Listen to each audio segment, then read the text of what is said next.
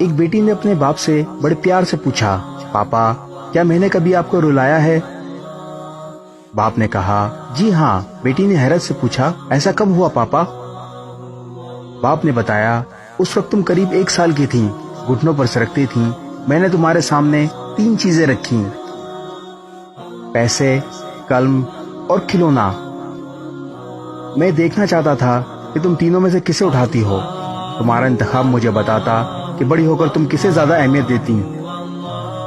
جیسے پیسے مطلب جائیداد، قلم مطلب عقل اور کھلونا مطلب لطف اندوز۔ میں نے یہ سب کچھ پیار سے کیا تھا۔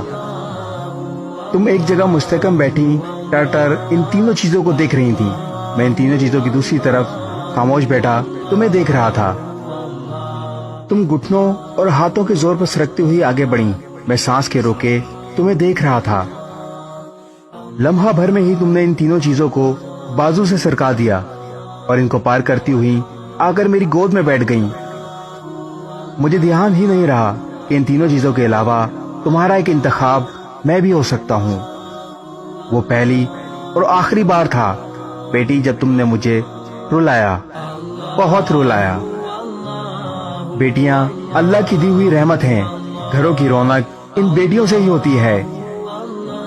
ایک حدیث کے مفہوم کے مطابق جو شخص بیٹیوں کے ذریعے آزمایا گیا، یعنی اس کے گھر صرف بیٹیاں ہی پیدا کی گئیں اور اس نے خوش دلی سے پال پوس کر ان کو جوان کر دیا، تو وہ بیٹیاں قیامت کے دن اس کے اور آگ کے درمیان پردہ بن جائیں گی۔ بیٹیاں اللہ کی رحمت ہیں، انہیں زحمت نہ سمجھیں۔